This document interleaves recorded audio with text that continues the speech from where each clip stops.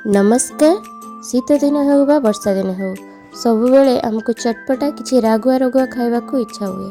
मुझे आपण मान सहित शेयर करी सोयाबीन बा मिल मेकर चिली, जहाँ को आज आम बिना छाणिकी बहुत ही कम तेल मसला आम आज या सोयाबीन चिली।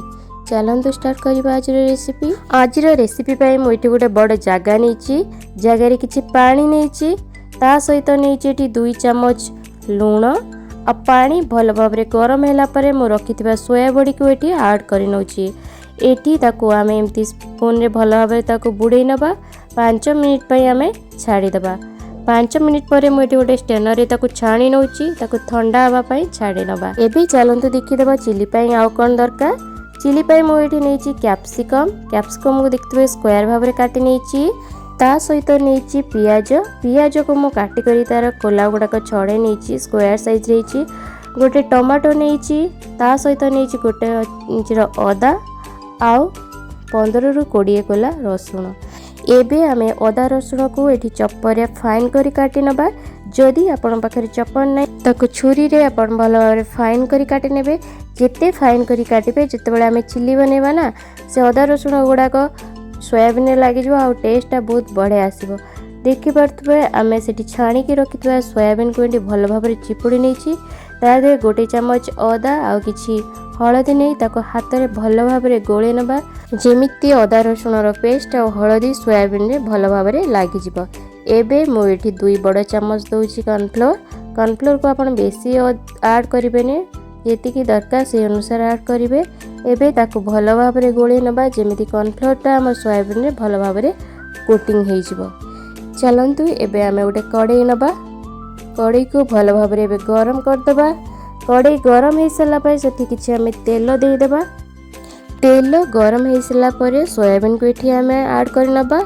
आ तेल रे ताकू 5 मिनिट भाजवा। फास्ट 2 मिनिट के हाई फ्लेम रे भाजवा, आ 3 मिनिट लो फ्लेम रे भाजवा। सोयाबीन को आप बेसी भाजबेनी, बेसी भाजिले सोयाबीन आमर टाण हो। सोयाबीन चिली भल लगे कि सोयाबीन भी खावा को बिल्कुल भी भल लगे। से कड़ई रे मु किछि तेल नहीं जाइछि। तेल गरम हो सारा पर फाइन करी चॉप करी रखी अदा रसुण को ये आड कर नौछि। तापर फ्लेम को हाई करके आधा मिनिट पर्यंत फ्राए करिबा। अदा रसुण को ये आम बेसी फ्राए करिवार नहीं। देखि पारथबे धीरे धीरे कलर चेंज हो गलानी। एबे आम ऐड करिबा कैप्सिकम को लो मीडियम फ्लेम रे आम आधा मिनिट फ्राए करिबा। हमर वेजिटेबल गुड़ को बेसी फ्राए करिवार नहीं। बेसी फ्राए कले आपण सोयाबीन कर सारा बेले से बड़ा नरम हो जाइतिबो, आम खाइबा को एते भल लागिबोनी। एबे मु ऐड करबी पियाज को भी मध्य एठी आधा मिनिट फ्राए करिबी। एबे मु काटिकी रखिथिबा टमाटो को एठी ऐड करि नउची। टमाटो को भी मु एठी आधा मिनिट फ्राए करि नबा।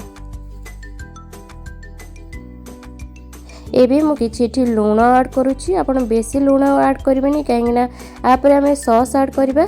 सॉस जेहेतु लूण थाए आपण एठी अल्प लूण ऐड करंतु। ता सहित एठी नै जाउची गोटे चम्मच विनेगर,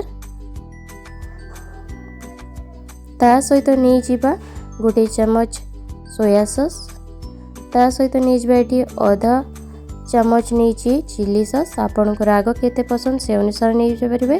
ये 2 बड़ चम्मच नहीं टमाटो केचप। आपन को मीठा भी केते पसंद से अनुसार आपन नहीं पारे। एबे आमे सबको भल भाव गोले नबा।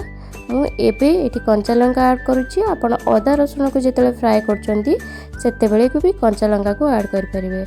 आमे एठी सोयाबीन को टिके बहलिया करिया पई मैं एठी 2 चम्मच नहीं कॉर्नफ्लोर ताको टिके पानी देके गोले नहीं। कॉर्नफ्लोर को ये आम ऐड कर नबा। ताको भल भाव कैप्सिकम पियाज सहित गोले नबा। आमे ताको गोटे मिनिट फ्राए करबा, बेसी फ्राए करबानी नहले कॉर्नफ्लोर रु पानी सुखी जिवो। आमे जतो सोयाबीन ढाली गोलेबा तार कोटिंग भल लागिबनी। एबे मो भाजी के रखिथिबा सोयाबीन को ये ऐड कर नउची आ भल भाव ताको गोले नउची।